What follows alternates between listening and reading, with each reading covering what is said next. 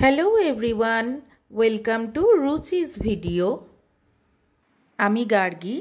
আজকে তোমাদের জন্য নিয়ে এসেছি একটা সুন্দর কৃষ্ণচূড়া ফুলের মেকিং ভিডিও। আশা করি তোমরা এই ভিডিওটা খুব পছন্দ করবে এবং এর থেকে তোমরা কিন্তু শিখতেও পারবে। আজকে যে কৃষ্ণচূড়া ফুলটা তৈরি করা দেখাবো সেটা কিন্তু ক্লে দিয়ে তৈরি হচ্ছে। শিমুল পলাশ ফোটা ঋতুরাজ বসন্তের দিন আজ পেরিয়েছে। প্রকৃতিতে শুরু হয়েছে গ্রীষ্মের ভয়াবহ তাণ্ডব। গ্রীষ্মকালের বাহার মানে কৃষ্ণচূড়া, রাধাচূড়া, এছাড়াও নানান সাদা ফুলের সমারোহ।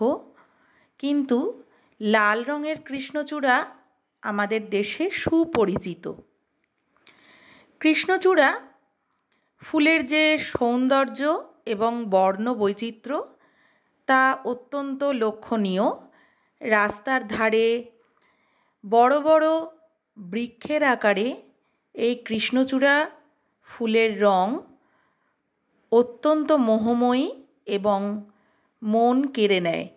কৃষ্ণচূড়ার লাল, কমলা, হলুদ রঙের ফুল এবং সবুজ পাতার বাহার যেমন দৃষ্টিনন্দন, এর পাশে হয়ে থাকা হলদেটে লাল রঙের কুঁড়িগুলোও কিন্তু বেশ আকর্ষণীয়।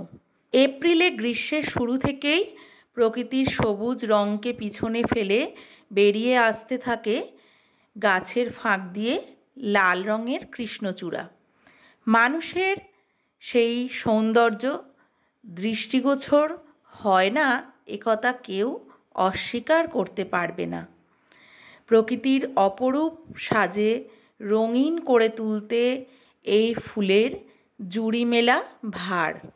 বাঙালির নতুন বছরে বর্ষবরণ থেকে গান, সাহিত্য, বিভিন্ন উপমায় কিন্তু কৃষ্ণচূড়া প্রায়শই উঠে এসেছে তার নিজের রূপে, গুণে, তার সৌন্দর্যে।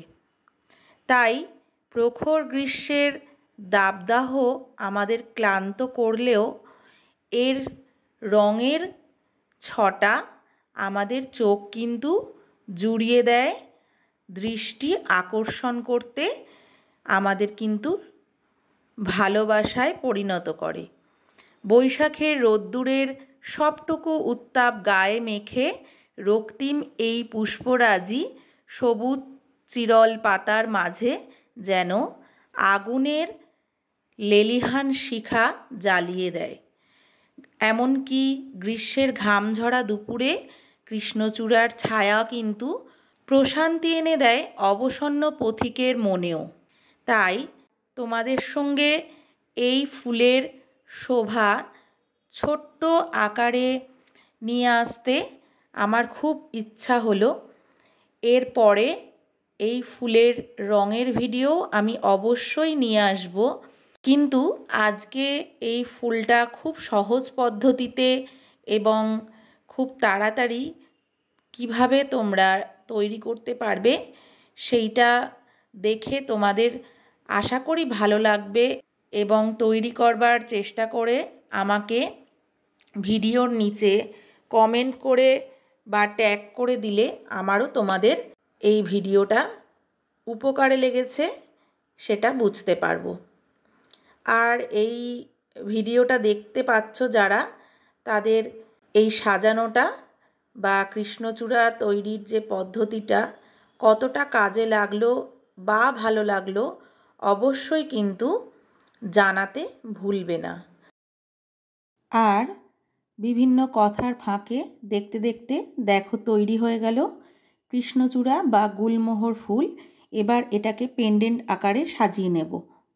আর যদি আমার কাজ ভালো লেগে থাকে তাহলে অবশ্যই রুচির চ্যানেলটা সাবস্ক্রাইব করে আমার পাশে থাকবে আর প্রত্যেকে শেয়ার করে বন্ধুদের কাছে পৌঁছে দিতে সাহায্য করবে।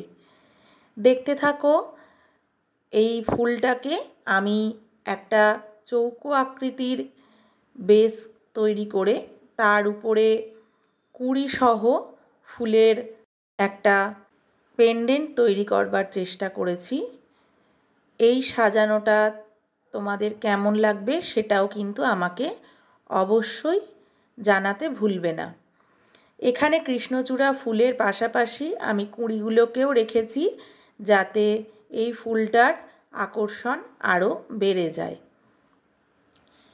এবং এই পেন্ডেন্ট বেসটাকে আমি এই চৌকো আকৃতির রাখা সত্ত্বেও এখানে কিন্তু একটা আউটলাইন বর্ডার তৈরি করেছি ক্লের মাধ্যমে, যে বর্ডারটা আমি পরবর্তীকালে হাইলাইট করবার চেষ্টা করব যাতে এই ফুলটা কিন্তু আকর্ষিত হয়ে ওঠে।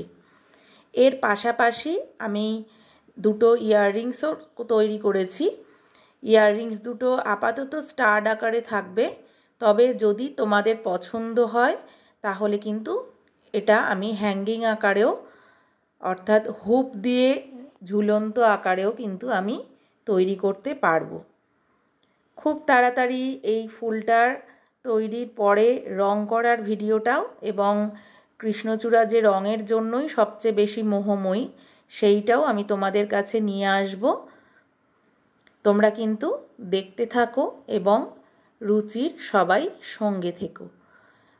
আজকে যে মেকিং ভিডিওটা তোমাদের সঙ্গে উপস্থাপন করলাম এবং কৃষ্ণচূড়া সম্পর্কে বেশ কিছু কথা বললাম, আশা করি তোমাদের সেটা ভালো লাগলো। এর পাশাপাশি আর কোন কোন ফুলের রিমেকিং ভিডিও তোমরা দেখতে চাও সেটাও কিন্তু কমেন্টসে জানিও। আমি এই কৃষ্ণচূড়া বা গুলমোহর ফুলের যে মেকিং ভিডিওটা তোমাদের সঙ্গে শেয়ার করলাম সেটা অবশ্যই কেমন লাগলো জানিও। সকলেই রুচির সঙ্গে থেকো আর অনেক ভালোবাসা দিও। সবাইকে অনেক অনেক ধন্যবাদ। সবাই ভালো থেকো।